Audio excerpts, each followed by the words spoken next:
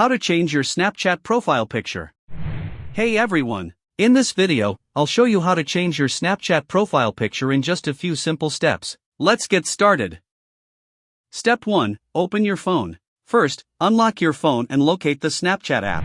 Step 2. Open Snapchat. Tap on the Snapchat app and make sure you're signed in to your account. Step 3. Go to your profile.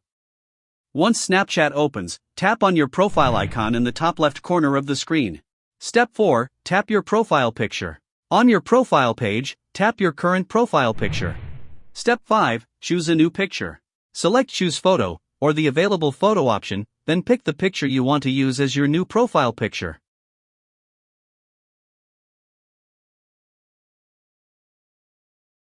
Step 6. Save your changes. Tap Save or Done to apply your new profile picture.